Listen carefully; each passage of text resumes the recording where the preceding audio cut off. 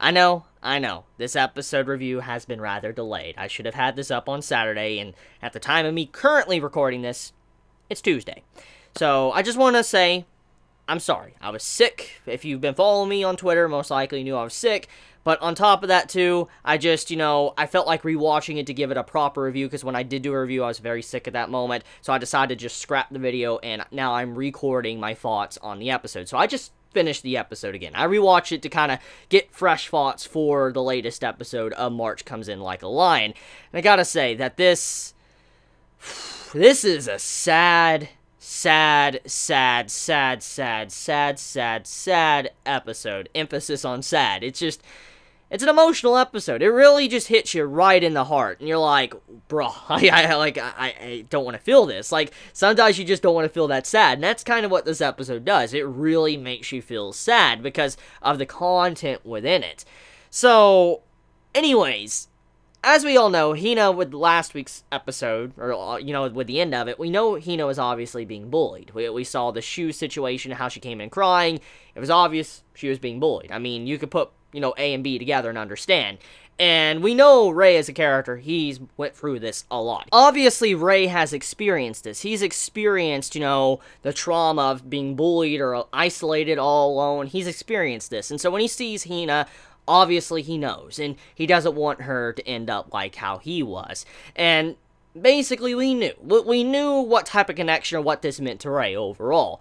And this episode continues that and focuses on what Hina is feeling. And I really like the narrative of this episode. I mean, what I'm getting at is how the episode, most of the dialogue is actually just within the character's mind and what they're thinking. That's basically the dialogue of this episode. Now, the beginning portion of the episode is kind of everybody's general reaction to what's going on with Hina when she runs out of the house. But as soon as she runs out of the house, the dialogue for the remainder of the episode is basically just within the characters' heads. Ray's head and also Hina's head. And the only words we really get from the other characters is quick stuff from like either Momo or from the grandfather and all that saying, you did the right thing. That's basically the only dialogue you get after that scene at the beginning of the episode. So, I really like the narrative of the episode, what it tried to show. It tried to go back and forth between what Ray is feeling, but also what Hina is feeling and how she feels about the situation. And it really gives us insight to these two characters and what makes this, arc so emotional. So, let's get right into it. What is going on? What is happening to Hina? And why is she being bullied? So, I like how all of this was set up, actually. I like the way the direction of this, arc is going, especially with how bullying is being handled. Because normally when you have an arc focused on bullies, it's usually actually where the character is just getting picked on, just to get picked on because she's either shy or very weak. And in this case, we have this character introduced in, Hina's backstory or flashback to where this girl, she was getting picked on, bullied and all that, and Hina was someone that was an outsider. She was outside of the conflict. She wasn't in that ring and bubble being picked on. She was an outsider. But at the same time, she knew this girl because, she used to spend time a lot with her in elementary. And seeing this girl get bullied, picked on, isolated, she felt upset, sad, and so she decided, go out of her way and give her something to look forward to. For instance, spend time with her, make it to where she isn't alone and isolated, which is a very sweet thing. What Hina did was a truly sweet thing. Everybody else in the classroom, they were basically ignoring it. They're like, well, you don't even see it. They're acting like it didn't even happen. That's how majority of the classroom was acting, and this is how real life is. At the end of the day, what we saw go on in this episode is actually legit. This stuff happens all the time. And it's something that is truly, deeply integrated into society nowadays of how stuff like this is handled. I mean, say whatever you want. Say whatever you want. It doesn't matter, okay? But bullying in actual real life, school life, and all of that, it's a legit thing. It's a horrible, horrible, horrible, horrible, horrible thing. And if you've never experienced it, obviously you wouldn't care and you wouldn't even understand it to begin with. But if you've ever been in that situation, then most likely you would understand why this is such a horrible and awful thing. And even if you don't understand or you never been in that situation, I feel like the way this episode conveys those emotions, those feelings, you could probably get a good grasp on what it might feel like to be in that situation. Like, for an example, the way the narrative of this episode is done, it tries to put you in a perspective to where if you're an outsider, which we are as the viewer, we're technically not connected with the individuals in this series. Like, I mean, emotionally we might be connected, but overall, they're in an anime. And so we cannot really have any interaction with these characters whatsoever. And the thing is that's what the writer of the series wanted you to think, how they wanted to make you feel, because since many might not be able to relate with this, they made Hina the character that was the one that, you know, wasn't the one being bullied, but she was trying to step in and do something, but even when she stepped in and tried to do something, it didn't help at all. And that's kind of how the viewers are probably looking at this, like, could I have done something different if I could have stepped in and helped out? That's probably what many were thinking. Would have it helped at all? Should I just ignored it and acted like it didn't happen in the first place? And that was a way to rile up the, you know, the watchers of the series, or, you know, March comes in like a lion, thanks to how this episode was written. But anyways, getting right into it though, Hina, she tried to help out her friend. And as she helped out her friend, it still wasn't enough. Her friend eventually stopped going to school and basically eventually changed to another school, which makes sense. I mean, if you're having a very miserable school life and it's thanks to bullying, then obviously it's best to just, you know, move somewhere else. It's messed up, you shouldn't have to do that, but that's sometimes the only option available to you. I mean, it really is. I mean, if the parent goes in and tries to do something, it could just make it worse for the child. That's just how stuff like that goes. In real-life situations with bullies like this, it's a very delicate and complicated issue. Let me go through examples here. If Hina...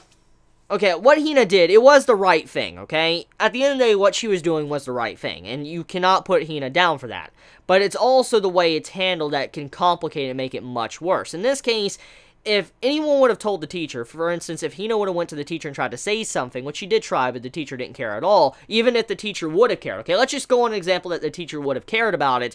That could have made it a whole lot worse. For instance, the bullying to the girl would have gotten a lot worse, a lot more extreme, and eventually it also would have been on Hina as well. They both would have gotten picked on at the same time.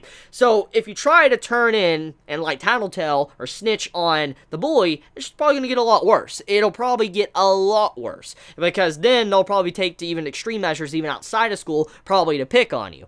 But then, let's say you also tell your parents, and if your parents, you know, they don't care what you have to say, they'll go into the school, march into the principal or teacher, and try to get something done, which in turn can complicate everything as well. So, when you look at all this, what was happening to the girl, it wasn't easy to correct. It was not something that could just go away like that. It wasn't. And the only thing that could really be done at that moment was what Hina did, but also the actions of what the girl did. I mean, her leaving seemed like the only way to really fix it long term without making it a lot worse from that perspective. There's other options to go about this, maybe going in and beating the crap out of them, but even then, that doesn't always necessarily settle the problem. I mean, look what Hina did. She beat the crap out of the girl, we could assume, and at the end of the day, she started getting picked on. So, it didn't fix the problem. Just because you have brute force doesn't mean it's going to fix the problem. So, that's the example here. Violence doesn't obviously fix bullying at all, even if you show it back to him. So, yeah, that's the complicated issue of this, and that's the emotions that Hina feels. And Ray is trying to figure out how he could possibly help her out, because he's been through that. He's been bullied, he's been isolated, he has been in the position where he doesn't know what to do. And I like the symbolism where he reaches his hand out and all that to Hina to try to grab her hand, but in turn we see a younger version of him and Hina, a little bit older than him, reaching out her hand for him and grabbing him up from being alone. And it's a very symbolic message there, showing that Ray was saved. He was saved thanks to Hina and all the others, and now he wants to return the favor. He wants to bring her back into the light. What she has done for him, he wants to do for her. He wants to bring her back into the light and not be depressed, lonely, or whatever, because he doesn't want her to be like how he was. Which is just a very great scene overall in the direction of this arc. I really love how it was done.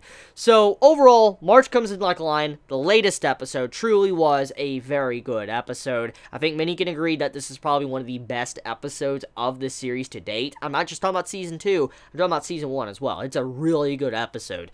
So, let me know your thoughts in the comments below, how you felt about this week's episode. Did you enjoy it? Did you hate it? Please be honest in the comments below. And if you enjoy my content, please subscribe. And if you like this video, please leave a like. It does help me out a lot. And if you don't like my video, obviously leave a dislike. I can't judge you for it because everybody has an opinion. So, I love you guys. Please be safe. Chibi out.